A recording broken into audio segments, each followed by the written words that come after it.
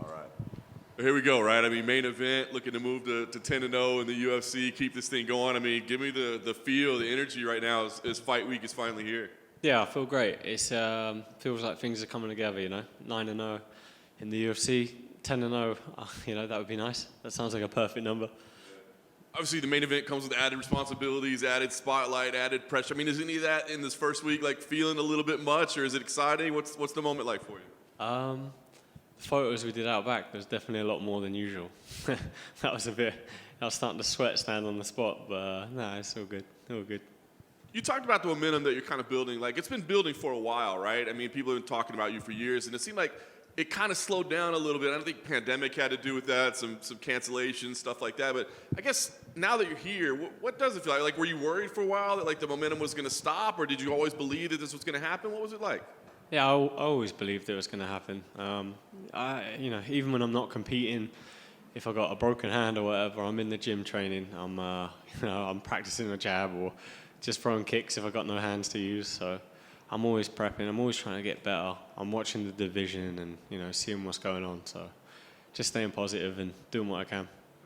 Of course, earlier this year, you made a hell of a statement in the last performance. I mean, was it something that just clicked that night, or is it been what you've been building towards? I mean, to get that emphatic result, like what do you credit that to? No, it was just kind of first because I just went a bit wild, and I just got a hit in the eye, and I couldn't really see him, so I just sort of kept swinging, and it worked out well. So is that maybe the key, is that you need to be like injured a little bit to really ignite the fire for you? Yeah, maybe.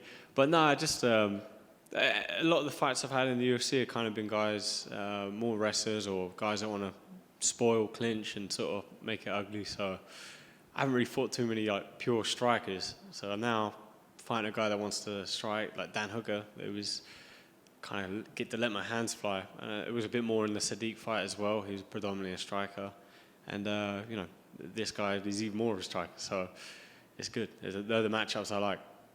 I was going to say, what do you make of Calvin's opponent? Because, he's had some ups and downs lately, but clearly dangerous in any fight that he's in. So what do you think of him as a matchup? Yeah, like you say, he's dangerous in every fight. There's no quitting him. Even when he got battered by Max Holloway, he's still trying to find a win the whole way through. So, and, there's a big argument people could have thrown a towel in. So, yeah, but he never quit. He was trying to win the whole way through it. So, yeah, fair play. He's tough as they come. Is that a concern for you at all? I mean, the experience that he does have in 5-round fights, which you don't have, obviously the headlining slot, like he's used to it at this point. I mean, is that a concern for you at all that, maybe he's got a little something I don't in that aspect?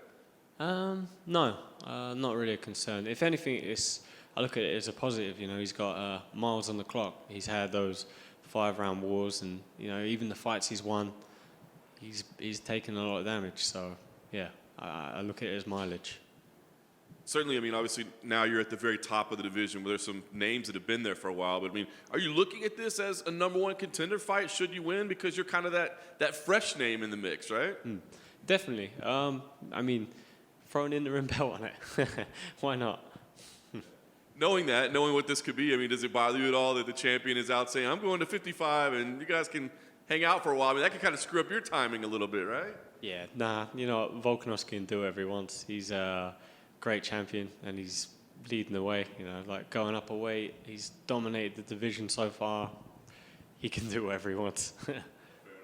Obviously, since your last fight, you've got a new champ from your neck of the woods. I mean, is that inspiring at all to see like somebody from our region getting it done? I mean, do you take inspiration from that? 100%. Yeah, like getting to train with someone like Leon as well, and like share the mats with him, get advice off him, and see him go through that and how he did it. It's it's very motivating. You see that you can do it. Obviously, I've shared the gym with champions before, like GSP, but to see someone from the UK like do it and be in the gym at the same time when he does it is pretty special. Well, obviously, a big moment for you, I guess. I mean, 5-round fight, a guy that doesn't quit. I mean, last thing for me, I guess, is how do you see this go? Because you're coming off this incredible finish, this big statement win, but then you got a guy that just doesn't ever seem to go away. So do you feel like, damn, we're going to have to go 25 minutes, or is it I can make another statement? Yeah, Dan Hooker was that guy too. He's tough as hell. There's a lot of similarities in that fight, Tall, long, rangy strikers. that are known for having 5-round wars, and I believe in my power. I believe if I connect, I can hurt anyone in the division. I think I could put anyone away in the division. But I'm prepared to do 5 rounds, so, and you know, it would be kind of good to do it. You talked about how you like watching the division. Give me your thoughts on the state of the division right now. Is it as good as it's ever been? And, you know, what are your thoughts on it right now? Yeah, it's definitely a hot, like, good moment for it at the minute. But with, like we were saying earlier, Volkanovski just running so far ahead is sort of no clear contender.